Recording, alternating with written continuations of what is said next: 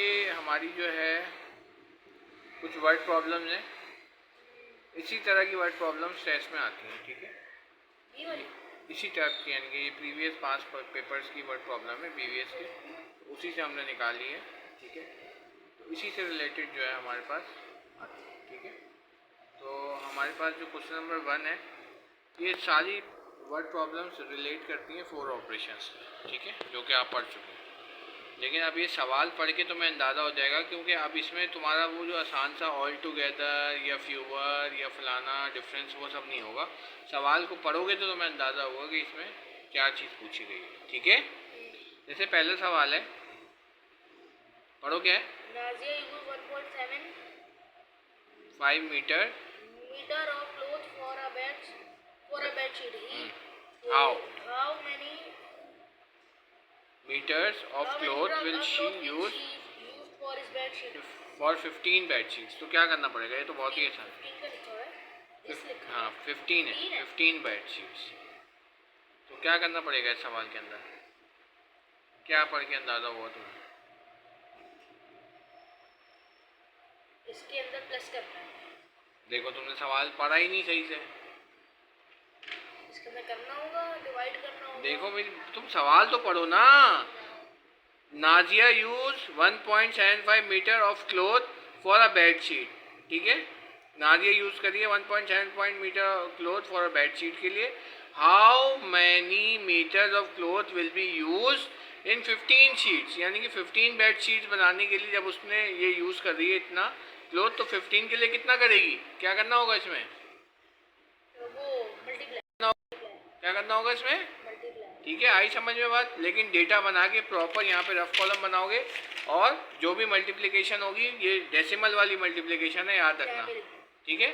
Decimal वाली नहीं, यहाँ पे आप बनाएंगे, यहाँ पे आप हाँ यहाँ पे वर्किंग जो होगी ना, यहाँ पे आप, यहाँ पे पेंसिल से आप एक लाइन खींचिए, यहाँ पे आप रफ कॉलम बनाएंगे इसका, और उसके बाद जो है आप जो भी वर्क, यहाँ पे आपने उसको डेटा लिखना है और सोल्यूशन यहाँ पे लिखना है। सोल्यूशन में आप इसको और इससे मल्टीप्लाई कराएंगे, और मल्टीप्लाई जो होगा ना 1.75 को, वो आप यहाँ पे करके दिखाएंगे।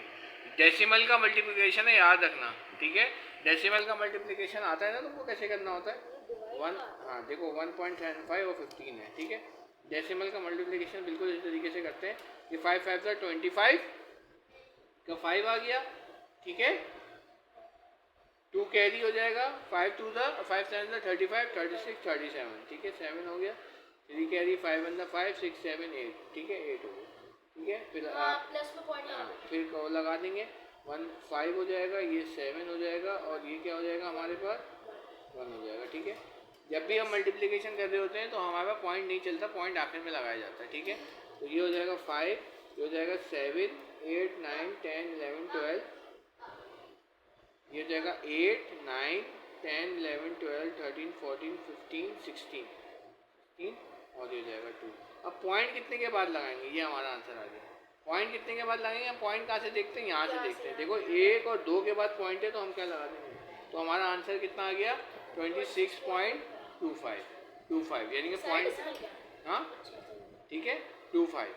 तो ये इसको प्रॉपर तरीके से तुम्हें करके देखना, ठीक है। ये पूरा जो हमारा ये आ गया, हमारा एक रफ कॉलम हमारा, ठीक है। ये मेंशन करना होगा पेपर में, ठीक है, सही।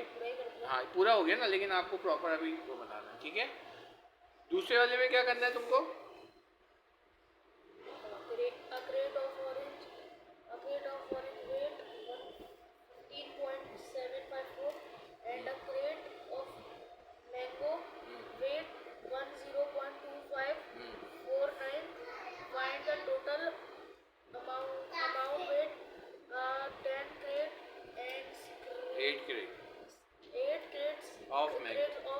देखो क्रेट ऑफ ऑरेंज, एक क्रेट का जो वजन है वो इतना है, ठीक है। The weight of orange crate is related to that, and the crate of mangoes कितना दिया हुआ है हमें, 10.25 दिया हुआ है, ठीक है।